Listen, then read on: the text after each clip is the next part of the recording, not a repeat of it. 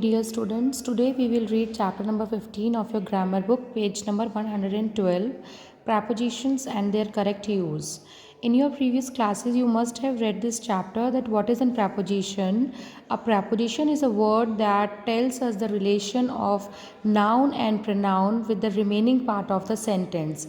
For example, if I say, she sat under the garden umbrella.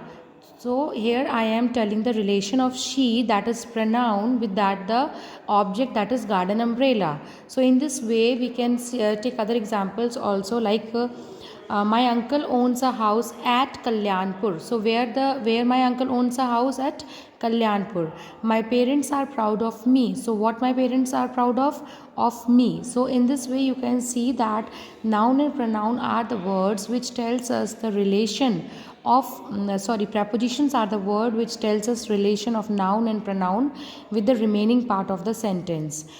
In your previous classes you read the these prepositions, but here you will see the differentiation between different kinds of noun prepositions. There are mainly three kinds of prepositions. The first is spatial relationship, second is of time, and the third is of direction. Okay, so first is spatial relationship prepositions. Prepositions that refer to place and position are called prepositions of spatial relationship. ऐसी prepositions जिनसे हमें किसी particular place और position का पता चलता है वो क्या कहलाती हैं? Prepositions of spatial relationship. For example, if I say I live at Lajpat Nagar in New Delhi, so at Lajpat Nagar is telling us the correct position and in New Delhi is telling us the place. Okay, so at is used with the exact point and in is used with the bigger thing. Means जैसे अगर हम बोलेंगे that I live in इन उत्तर प्रदेश, ठीक है, अगर हम बोलेंगे I live at Farrukhabad इन उत्तर प्रदेश, जब हम किसी पर्टिकुलर जगह की बात कर रहे हैं तो हम एट का यूज़ करेंगे. जब हम किसी उस बड़े जगह की बात कर रहे हैं तो हम दैट इज़ नॉट पर्टिकुलर, क्योंकि यूपी बहुत बड़ा है तो उसमें we are not particularizing that which place we are living, तो वहाँ पे हम इनका यूज़ करेंगे. ठीक है.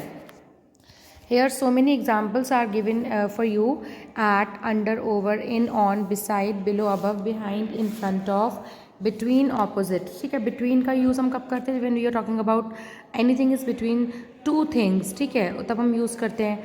and behind you all know that किसी चीज़ के पीछे, in front of किसी चीज़ के सामने. beside का यूज़ हम कब करते हैं? जब कोई चीज़ किसी के पास में है. and besides का हम यूज़ करते हैं जब कोई चीज़ किसी के अलावा आपके पास कोई और चीज़ भी है. जैसे for example I have a pencil besides pen, मतलब पेन के अलावा भी मेरे पास पेंसिल्स हैं. Next is prepositions of direction. Prepositions of direction are refer to direction movement of noun and pronoun, जिसमें आपको noun या pronoun का movement पता चल रहा है, उनकी direction के बारे में पता चल रहा है. For example, the man walked towards me. Where the man walked towards me मतलब मेरी तरफ आ रहा है ना. The dolphin dived into the sea. Dolphin ने कहाँ डाइव किया? सी के अंदर, into the sea. तो यहाँ पे हमें क्या पता चल रहा है? किसी काम के होने का एग्जैक्ट डायरेक्शन का पता चल रहा है. prepositions are towards, across, through, around, over. So these are the examples given. Go through these examples, and if you have any kind of problem to understand these examples, then you can ask me in the doubt session. To, towards, into, out of, up, down, off, through, over, along, across, round, past.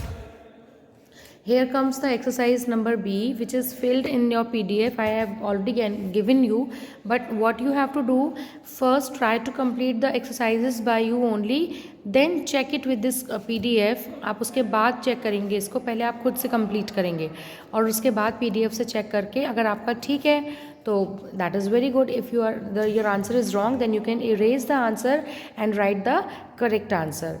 Next is prepositions of time. Preposition of time refer to time or duration of an action or a state of being. State of being मतलब क्या है? Preposition of time हमको क्या बताता है कि जिस time पे उस नाउन और प्रोनाउन की जो बात हो रही है वो उस किस टाइम पे हो रही है, क्या ड्यूरेशन है उस एक्शन का, और स्टेट ऑफ बीइंग मतलब किस उस टाइम पे वो किस तरीके, उसका स्टेट ऑफ बीइंग मतलब क्या at present time what that noun और प्रोनाउन और कौन सा एक्शन वहाँ पर हो रहा है.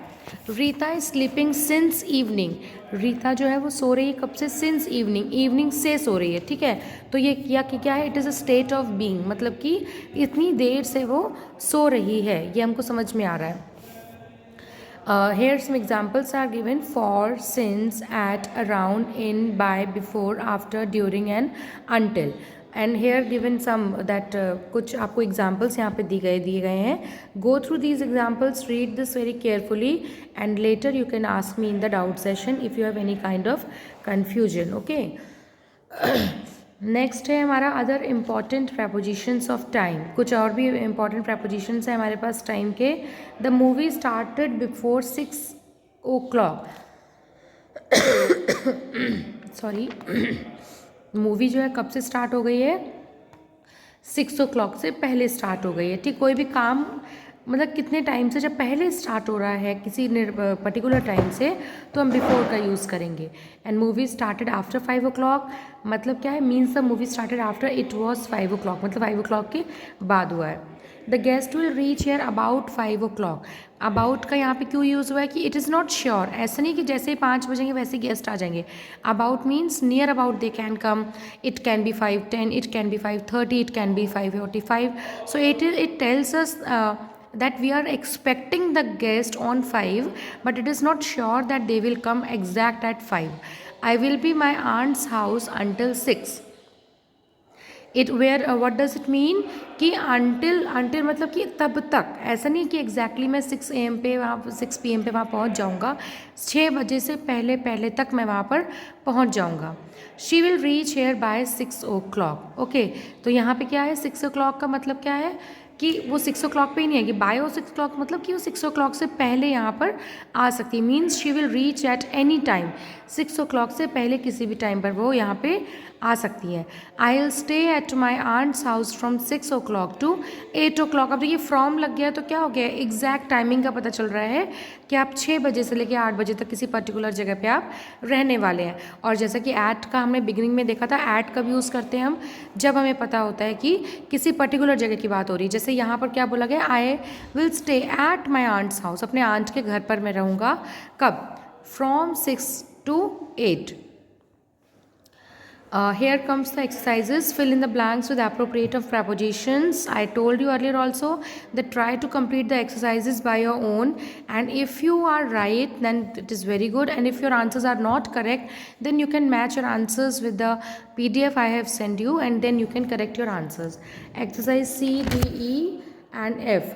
No exercise is given in this book that you have to complete in your notebook except exercise J.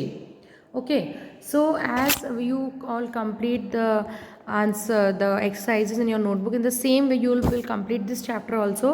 First of all, write down the name of the chapter, that is prepositions and their correct use. उसके बाद आप preposition की definition लिखेंगे. After that the preposition is given in that black bold letters.